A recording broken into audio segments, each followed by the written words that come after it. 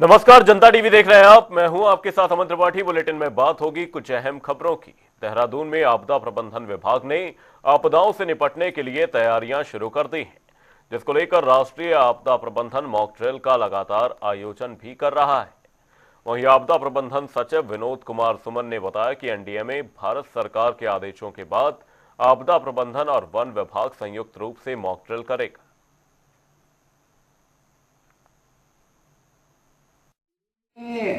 हमें मैंडेट दिया हुआ है कि वन विभाग के साथ में एक हम लोग मॉक ड्रिल करें। वो मॉक ड्रिल 7 जनपदों में हम लोग करने जा रहे हैं। एक बार बैठक हुई है, अभी फिर बैठक 7 जनवरी को होनी है, फिर एक बैठक 20 तारीख के आसपास होनी है। भाई 22-23 में हम अपना मॉक ड्रिल करेंगे। उसमें वार्ता चल रही है वन विभाग से, लेकिन अभी इलेक्शन आ गया है तो इलेक्शन को देखते हुए तिथि को थोड़ा सा चेंज करना पड़ सकता है हमको, क्योंकि जिले की मशीनरी पूरा इलेक्शन में बिजी रहेगी। तो जो डेट अभी निर्धारित की गई है उसमें हमें लगता नहीं हम कर पाएंगे, दिक्कतें होंगी उसमें। हम लोग भारत सरकार से बात कर रहे हैं डेट को चेंज करने के लिए। फिर मॉक ड्रिल 7 जनपदों में किया जाएगा, जहाँ पे ज़्यादा आग की घटनाएं घटती होती हैं उन जनपदों में। प्रदेश में शीतलहर का प्रकोप लगातार जारी है। ऐसे में लोगों का अपने घरों से निकलना बेहद मुश्किल हो गया है। मुश्किल से हल्द्वानी में बारिश होने की वजह से तापमान में गिरावट दर्ज की गई है। बारिश के कारण किसानों के चेहरों पर खुशी देखने को मिल रही है, तो वहीं इस बारिश ने राजनीतिक तापमान भी बढ़ा दिया है। हमारे संवाददाता ने एक खास रिपोर्ट तैयार की है, देखिए। मौसम विभाग की चेतावनी के बाद अब बारिश ने अपना जोर पकड़ना शुरू कर दिया है। कल देर रात से हल्की हल्की बारिश के साथ अब जैसे जैसे दोपहर का समय हो रहा है, बारिश भी तेजी पकड़ती जा रही है। अभी हल्द्वानी में झमाझम बारिश की ये तस्वीर है। पिछले 1 घंटे से लगातार यहाँ भारी बरसात हो रही है और जिसके चलते अभी थोड़ा नालियों में और गूलों में पानी जरूर आ गया है, सड़कों पे पानी बह रहा है। लेकिन बहरहाल इस मौसम की पहली बरसात से जहां एक तरफ लोगों ने राहत की सांस ली है, तो वहीं किसानों के भी अपने चेहरे खिले हुए हैं। लंबे समय से बरसात ना होने के कारण किसानों में एक निराशा सी छाई हुई थी। खेतों में पानी की कमी थी, जिस वजह से जो इस मौसम में फसल या सब्जी बोई जाती है उसके लिए खेतों में खासकर पानी की व्यवस्था नहीं थी। तो आज इन सब चीजों को लेकर किसानों के भी चेहरे खिले हुए हैं इस बरसात को लेकर। तो वहीं इसी बरसात ने राजनीतिक तापमान भी बढ़ा दिया है। जी हाँ, राजनीतिक तापमान के चलते जो निकाय चुनाव हैं, निकाय चुनाव में लगातार कांग्रेस की तरफ से प्रत्याशियों की घोषणा आज कल देर रात कर दी गई है। अब इंतजार किया जा रहा है कि भाजपा कब अपने निकाय चुनाव में प्रत्याशियों की घोषणा करती है। खबर उत्तरकाशी से है, जहां शीतलहर का प्रकोप लगातार जारी है, जिसको लेकर मौसम विभाग ने अगले 24 घंटे के लिए अलर्ट भी जारी कर दिया है। साथ ही जिले में भारी बर्फबारी के साथ साथ बारिश की भी संभावना जताई गई है। इसके अलावा मौसम विभाग ने खास तौर से बच्चों और बुजुर्गों को ठंड से बचने के लिए सलाह भी दी है।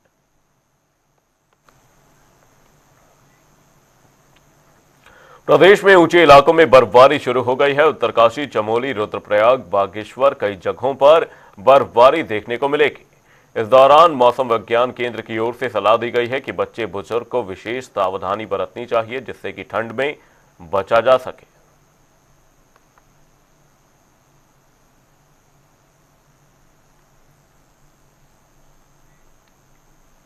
खबर मसूरी से है, जहां बारिश होने के कारण तापमान में गिरावट दर्ज की गई है। बारिश के साथ साथ बर्फबारी ने भी ठंड को दस्तक दे दी है। शहर में शीतलहर के कारण चारों तरफ घना कोहरा छाया हुआ है। वहीं खूबसूरत मौसम का पर्यटक जमकर आनंद उठा रहे हैं। इसके अलावा ठंड से बचने के लिए लोग अलाव के साथ साथ गर्म पदार्थों का सेवन भी कर रहे हैं।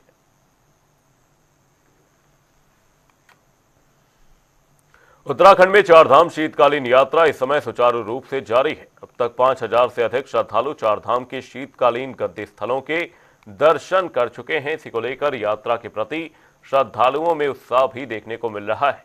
बद्री केदार मंदिर समिति के मुख्य कार्यकारी अधिकारी विजय थपलियाल ने बताया कि यात्रा के सफल संचालन के लिए सभी आवश्यक व्यवस्थाएं की गई हैं। उन्होंने यह भी बताया कि मुख्यमंत्री पुष्कर सिंह धामी के मार्गदर्शन में सभी संबंधित विभाग आपस में समन्वय बनाकर शीतकालीन यात्रा को सुनिश्चित करने के लिए काम कर रहे हैं।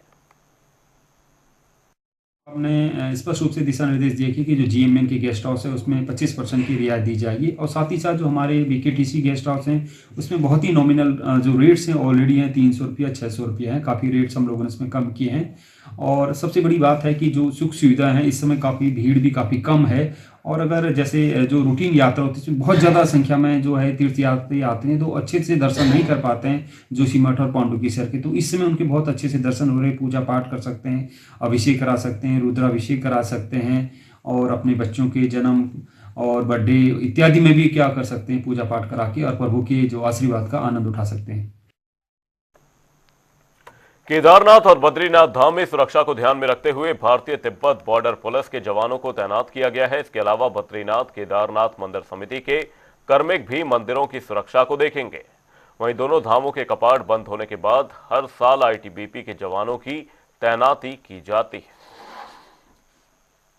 2022 में जब केदारनाथ मंदिर के गर्भगृह को स्वर्ण मंडित किया गया था, तो शीतकाल में उसकी सुरक्षा को लेकर के उस समय मेरे द्वारा प्रदेश सरकार को पत्र लिखा गया था कि जो हमारे धाम है शीतकाल में उनकी सुरक्षा मजबूत की जानी चाहिए। तो इस क्रम में आईटीबीपी तैनात करने की हमने मांग की थी शीतकाल में, क्योंकि वो लोग इस मौसम के लिए अभ्यस्त भी होते हैं। तो प्रदेश सरकार ने केंद्र सरकार से इस संदर्भ में अनुरोध किया था, और तब से निरंतर वहाँ पर शीतकाल में आईटीबीपी की सुरक्षा रहती है, सुनिश्चित की जाती है। इसके अलावा जो स्थानीय पुलिस है, सिविल पुलिस है हमारे, उनके जवान भी वहाँ पर रहते हैं। मंदिर समिति के जो कार्मिक हैं, कुछ कार्मिक भी रहते हैं। और केदारनाथ के साथ में ही बद्रीनाथ धाम में भी सरकार ने शीतकाल में आईटीबीपी के जवानों को तैनात कर दिया। वर्तमान में भी दोनों धामों में एक एक प्लाटून आईटीबीपी के जवान की तैनात है, और उसके अलावा सिविल पुलिस और बद्रीनाथ केदारनाथ मंदिर समिति के कार्मिक भी वहां पर सुरक्षा व्यवस्था में मुस्तैद हैं।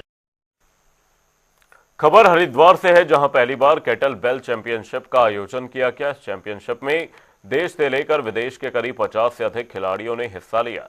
वहीं चैंपियनशिप में भारत के लिए गोल्ड मेडल लाने वाली शालिनी सिंह और सरबजीत सिंह ने खिलाड़ियों का उत्साह भी बढ़ाया।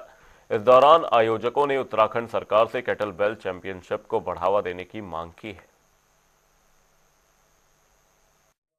सरकार या उत्तराखंड के खेल विभाग से भी हम इनका कोऑर्डिनेशन कराने का कार्य करेंगे, और कोशिश करेंगे कि उत्तराखंड सरकार जिस तरीके से ये 2 साल पहले इंटरनेशनल अवार्ड जीत कर आए थे, तो उनको लेकर भी इनको आगे बढ़ाए। और जिस तरीके ये शुरुआत एक करना चाह रहे हैं, जैसे कि उत्तराखंड में आपको मालूम ही है कि इंटरनेशनल स्टेडियम्स भी बन चुका है, और उसमें नेशनल्स इंटरनेशनल्स गेम होने हैं। तो उसी की तरफ पे केटल बेल को भी, इसमें एथलीट्स के जो खिलाड़ी हैं, इनको भी आगे बढ़ने का मौका मिलना चाहिए। तकरीबन 50 से ज़्यादा एथलीट ने पार्टिसिपेट किया है, 6 से ज़्यादा राज्यों और 3 डिफरेंट कंट्री जिसमें जर्मनी, फ्रांस भी शामिल हैं, हमारे साथ पार्टिसिपेट किया है। इस खेल में आज आप छोटे से बच्चे जो कि 5 साल की उम्र से लेके जो कि 50 या 60 साल की ऊपर की लेडीज हैं, उन्होंने भी पार्टिसिपेट किया है। राष्ट्रीय खेलों को लेकर प्रशासन सभी व्यवस्थाओं को दुरुस्त करने में जुटा हुआ है, जिसको लेकर देहरादून के डीएम सविन बंसल ने सभी विभागों को अच्छी तरह से काम करने के निर्देश दिए हैं। उन्होंने कहा कि राष्ट्रीय खेल में खिलाड़ियों के कोच के साथ साथ बड़ी संख्या में लोग भी मौजूद रहेंगे। नेशनल गेम्स हमारे राज्य में होने जा रही है, जो राज्य के लिए गर्व की बात है। और इसमें जो number of games, larger residence time of the sports and their associations और हमारे स्पेक्टेटर्स और मैग्नीट्यूड ऑफ द इवेंट, वो राजधानी में ही बड़े स्केल पे रहेगा। तो इसी के दृष्टिगत हमारे जितने कंसर्न डिपार्टमेंट्स हैं, नगर निगम, विद्युत, जल संस्थान, पुलिस, ट्रैफिक, हमारे पीडब्ल्यूडी, तो सभी का जो भूमिका है और जिम्मेदारी है वो प्रोपोर्शनेटली बढ़ जाती है। तो उसी के दृष्टिगत जो कंसर्न एसेट्स हैं डिपार्टमेंट्स के, उनको फेस लिफ्टिंग के लिए, रेनोवेशन के लिए, रिपेयर के लिए निर्देशित किया गया है। और समय अंतर्गत इसी हफ्ते जो एस्टिमेशन है संपूर्ण रिक्वायरमेंट्स की, वो सब कंपाइल करके गेम सेक्रेटेरिएट को हमें सबमिट करनी है। हल्द्वानी नगर आयुक्त ने सड़कों की सफाई का जायजा लिया। गंदगी फैलाने वालों के खिलाफ कार्रवाई के निर्देश दिए गए। नगर आयुक्त ऋचा सिंह ने कहा कि उनकी तरफ से हल्द्वानी की सड़कों में साफ सफाई की व्यवस्था को खुद देखा जा रहा है, तो वहीं उनके द्वारा शहर के मुख्य मार्ग नैनीताल रोड में स्थित दुकानदारों को अपनी दुकानों के आसपास गंदगी फैलाने को लेकर फटकार भी लगाई गई। नगर आयुक्त का कहना है कि कुछ दिनों में राष्ट्रीय खेल होने जा रहे हैं, जिस कारण शहर साफ सुथरा रहे, जिसको लेकर उनकी तरफ से निरीक्षण किया गया है। मैं पहले तो आपको ये बताना चाहूंगी कि नगर निगम की टीम हमेशा से काम करती आई है। बस मैंने एक कोशिश नहीं करी है, मैंने ये जानने का प्रयास किया है कि जब हमारी टीम साफ सफाई कर लेती है उसके बाद कूड़ा कैसे आ जाता है। तो पिछले 4-5 दिनों से मैंने ये देखा इसमें कि हमारी टीम का जो टर्न है वो मॉर्निंग में ये लोग साफ सफाई करते हैं। उसके बाद जब दुकानें खुलती हैं तो वो अपनी दुकान का सारा कूड़ा रोड और नालियों में डाल देते हैं। इसलिए ये दिखता ही नहीं है कि नगर निगम की टीम ने कहीं पर भी साफ सफाई करी है। तो मेरा इसमें प्रयास ये है कि मेरी पूरी टीम पूरे शहर को साफ सफाई करने के लिए लगी हुई है। ट्रेंची ग्राउंड की भी सफाई में लगी हुई है, राष्ट्रीय खेल हमारे सामने है और शहर की छवि का सवाल है। तो साफ सफाई हमारी टीम कर रही है, लेकिन मैं एक अपील आपसे ये करना चाहूंगी आपके माध्यम से लोगों से कि अपनी दुकान का कूड़ा कृपया करके समेट के डस्टबिन में रखें और जो भी हमारी कूड़ा गाड़ी आती है, हमारा जो कूड़ा उठाने के लिए हमारे लोग आते हैं उनको दें, उसको बाहर सड़क पर मत फेंकें। क्योंकि हमारी सफाई इसीलिए नहीं दिखती है क्योंकि सुबह की सफाई के बाद दुकान खुलने के समय के बीच में वो कूड़ा वापस वहां पर आ जाता है। तो सभी के प्रयासों से कोशिश करूंगी कि हमारा शहर जो है वो स्वच्छ दिखाई दे। मैं अभी लोगों से एक ये भी अपील कर रही हूँ कि जो अपनी दुकान के आगे कूड़ा कर रहा है वो उस कूड़े को उठाए। अभी मैंने शुरुआती दौर में चालानी कार्रवाई नहीं करी है, लेकिन अगर इन लोगों की दुकानों के आगे इसी तरह का मुझे कूड़ा मिलता रहा, जहाँ पे मैं साफ सफाई करा के जा रही हूँ वहाँ पे वो जो लोग भी कूड़ा डालेंगे उनके विरुद्ध उसमें हमारी ओर से कड़ी कार्रवाई की जाएगी।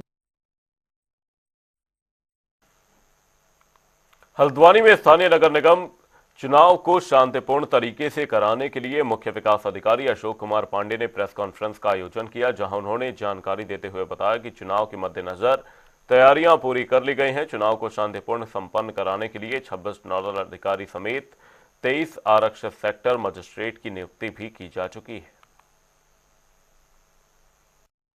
तैयारियां नगर निकाय की निर्वाचन की तैयारियां संपूर्ण पूर्ण हो चुकी है। इस संबंध में हल्द्वानी में कंट्रोल रूम स्थापित कर दिया गया है, जिसके माध्यम से हम सभी निकायों के संपर्क में हैं और निर्वाचन प्रक्रिया हमारी शांतिपूर्ण ढंग से सब जगह शुरू हो गई है। नामांकन के लिए सुरक्षा व्यवस्था हमारी बनाई गई है और जो हमारे पार्षद के लिए या माननीय मेयर के लिए आ रहे हैं नामांकन के लिए, उनको फैसिलिटेट करने के लिए भी काउंटर्स बनाए गए हैं, जिनके माध्यम से बता दिया जा रहा है कि कौन कौन से प्रपत्र की रिक्वायरमेंट है और अगर किसी को कहीं पे कोई समस्या हो रही है तो हमारे अधिकारी उसको फैसिलिटेट कर रहे हैं। हरिद्वार में एक माता पिता ने मिसाल पेश की है, जहां पथरी क्षेत्र में रहने वाले दंपति ने अपने 2.5 दिन की बच्ची के शव को रिसर्च के लिए दून मेडिकल कॉलेज को सौंप दिया, जिसके बाद परिवार की सराहना की जा रही है, जिसको लेकर देखिए जनता टीवी के संवाददाता विकास खरे की एक खास रिपोर्ट।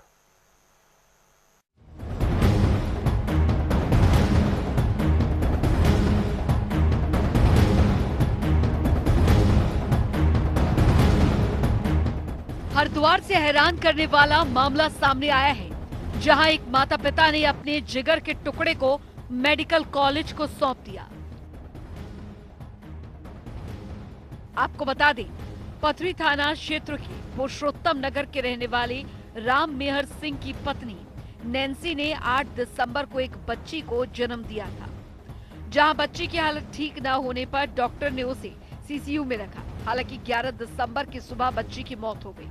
वहीं परिवार बच्ची के शव को घर वापस लाने की तैयारी में जुटा था, लेकिन उसी वक्त प्रदीची देहरादून समिति से जुड़े लोगों ने उनसे संपर्क किया और बच्ची के देहदान के लिए उन्हें प्रेरित किया, जिसके बाद समिति और चिकित्सकों की बात से प्रभावित होकर राम मेहर सिंह और उसकी पत्नी ने बच्ची के देहदान करने का निर्णय लिया।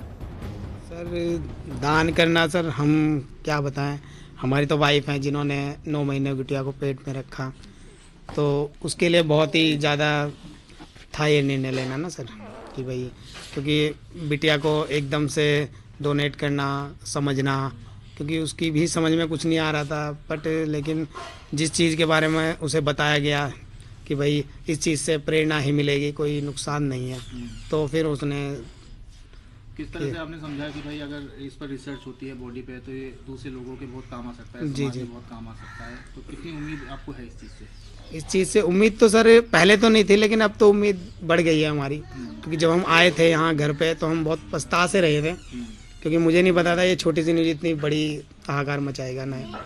ठीक है नहीं सर, अब समझ में आता है कि हाँ जो किया ठीक किया, अच्छा किया, ताकि बच्चों को भी और बड़ों को भी इस चीज़ के बारे में सीख मिलेगी कि भाई अगर कोई ऐसे हादसे होते हैं तो अपने कुछ भी अंग शरीर का डोनेट करना ज़रूरी है, ताकि अब इसकी काफ़ी चर्चा भी बातचीत की हो रही है, तो आपको लगता है कि इससे लोगों को प्रेरित होना चाहिए, अगर किसी के साथ दुर्भाग्यवश इस तरह की दुर्घटना होती है तो इसके लिए जागरूक होना चाहिए? जी सर ज़रूर होना चाहिए, बल्कि आदमी को आगे कदम बढ़ाना चाहिए, क्योंकि अभी मैंने देखा है न्यूज़ में, क्योंकि उसमें आए हैं 250 केसेस आ चुके हैं डोनेट करने वाले, क्योंकि अब पहला कदम हमने उठाया तो दूसरा बंदा उठाए तभी आगे बढ़ेंगे, नहीं तो। इतने नवजात बच्चे के साथ कई बार होता है कि किसी बीमारी के साथ बच्चा पैदा होता है, जी पैदा होती मृत्यु हो जाती है, तो अगर छोटे बच्चे के साथ रिसर्च होगी तो ही पता चलेगा ना सर कि क्या उसमें प्रॉब्लम थी, क्या दिक्कत थी। तो ये देश का पहला मामला है जिसके चलते दून मेडिकल कॉलेज के एनाटॉमी विभाग को 2.5 दिन की बच्ची का देहदान किया गया। वहीं जब इतनी कम आयु के बच्चे के शव का दान किया गया तो देहदान की प्रक्रिया के दौरान समिति और चिकित्सकों ने नवजात बच्ची का नाम सरस्वती रखा। इसी के चलते सरस्वती के शव को म्यूजियम में रखा जाएगा, लेकिन बच्ची के देहदान के बाद राम मेहर सिंह और उसकी पत्नी अपने घर पहुंचे और काफी निराश है। हालांकि उन्हें इस बात की संतुष्टि है कि उनके इस कदम से नवजात बच्चों की चिकित्सा में सहयोग मिलेगा। 2.5 दिन की बच्ची को अस्पताल को सौंप देना किसी माँ बाप के लिए आसान नहीं होता, लेकिन हरिद्वार के रहने वाले राम मेहर सिंह और उनकी पत्नी ने एक सच्ची मिसाल पेश की है, जिन्होंने अपने कलेजे के टुकड़े को रिसर्च के लिए देहदान दिया है। जनता टीवी, विकास करे, हरिद्वार।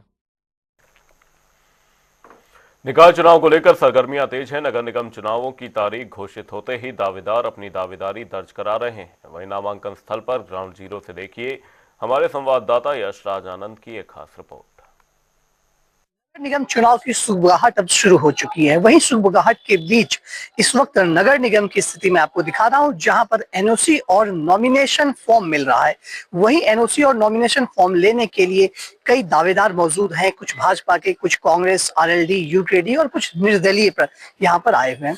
आइए सबसे पहले मैं आपको दिखाता हूँ उस वार्ड में जहां से पार्षदों के लिए नामांकन फॉर्म दिया जा रहा है, मिल रहा है। वहीं पर कई लोग हमारे साथ हैं जो देखिए जो नामांकन फॉर्म ले रहे हैं और नामांकन फॉर्म को लेने के साथ ही भर भी रहे हैं। और साथ ही साथ मैं आपको बताना चाह रहा हूँ यहाँ पर जैसा कि दिख रहा है कि मुख्य निर्वाचन प्रतीक के नमूने भी यहाँ पर दिए जा चुके हैं, यानी कि प्रत्याशियों को जो चाहिए सिंबल उसको भी दिखाया गया है। और दूसरी सबसे बड़ी बात यहाँ पर जो दिखाया गया है कि कक्ष संख्या 1, ये वार्ड संख्या 1 से 15 तक के जो नामांकन पत्र हैं यहाँ पर ये लिए जाते हैं। आइए दिखाते हैं किस तरीके से यहाँ नामांकन पत्र लिया जा रहा है और ये खरीदे जा रहे हैं। यहाँ पर देखिए, यहाँ इस वार्ड से करीब मैं आपको बताना चाह रहा हूँ, यहाँ से करीब जो अभी तक हुए हैं ये फॉर्म 91 फॉर्म यहाँ पर अभी तक बिक चुके हैं। और उसी तरीके से दूसरे जगह की भी मैं आपको दिखा रहा हूँ कि किस तरीके से यहाँ पर तमाम लोग यहाँ पर आकर मौजूद है, नेतागण यहाँ पर आए हुए हैं, भीड़ लगी हुई है। आइए दूसरे वार्ड में मैं आपको लेकर चलता हूँ। यहाँ पर इस वार्ड में करीब वार्ड संख्या ये 46 से 60 तक है, ये यहाँ पर नामांकन फॉर्म मिलता है। और यहाँ पर देखिए भीड़ कितनी लगी हुई है। इन भीड़ के बीच देखें, यहाँ पर मैं बात करता हूँ सबसे पहले, सर कितने अभी तक फॉर्म की बिक्री हो चुकी है? यहाँ पर कितने फॉर्म की बिक्री हो चुकी है यहाँ पर सर? अभी हमारे पास जो है 79 यहाँ पर कुल 79 फॉर्म की बिक्री हो चुकी है, जो कि यहाँ पर लोग आए हुए हैं खरीदने के लिए। और दूसरी सबसे बड़ी बात मैं आपको बताना चाह रहा हूँ, जो यहाँ पर 23 जनवरी को यहाँ पर 23 जनवरी को यहाँ पर मतदान होना है। उसी के साथ में आपको दूसरे कक्ष में भी लेकर चल रहा हूँ। यहाँ करीब वार्ड संख्या 31 से 45 तक है। और इसमें भी आइए बात करते हैं कि यहाँ पर कितने फॉर्म की अभी तक बिक्री हो चुकी है। यहाँ पर बात करते तो सर यहाँ पर अभी कितने फॉर्म की बिक्री हो चुकी है, इस विषय में जानकारी आप दे दें। यहाँ करीब 54 फॉर्म की अभी तक बिक्री हो चुकी है, यानी कि 54 लोग पार्षद यहाँ से तैयारी अपनी कर रहे हैं। लेकिन अभी तक किसी को ना तो सिंबल मिला है, ना तो अभी तक यह निश्चित हुआ है कि कौन से दल से किस व्यक्ति को मिलेगा। लेकिन दूसरी सबसे बड़ी बात है कि इन सभी के बीच लगातार सुगबुगाहट मौजूद है, लगातार तमाम लोग अपनी अपनी तैयारियों में जुटे हुए हैं। यहाँ पर भीड़ काफी संख्या में देखने को मिल रहा था। वहीं यदि बात करें कि आज से 27 तारीख से लेकर नॉमिनेशन शुरू हो चुका है, नामांकन शुरू हो चुका है। अब तो बाद में ही पता चलेगा शाम में कि कितने लोग नामांकन भरे हैं। कैमरा पर्सन अनूप भट्ट के साथ मैं यशराज आनंद, जनता टीवी, देहरादून। उत्तराखंड के मुख्यमंत्री पुष्कर सिंह धामी ने पलायन रोकने के लिए कई लाभकारी प्रयास किए हैं, लेकिन वहीं दूसरी ओर रामनगर डिवीजन के डीएफओ दिंगत नायक पर उनके इन प्रयासों को नुकसान पहुंचाने के गंभीर आरोप लग रहे हैं। दरअसल डीएफओ की ओर से जंगलों में कुट्टी मशीन चलाने और सागौन के वृक्षों को अवैध कटान करवाने के मामले में राज्य ने हलचल मचा दी है। ये रिपोर्ट देखिए। बुलेटिन में फिलहाल के लिए सिर्फ इतना ही। कहीं जाएगा नहीं। जनता टीवी पर खबरों का सिलसिला रहेगा जारी। तब तक के लिए नमस्कार।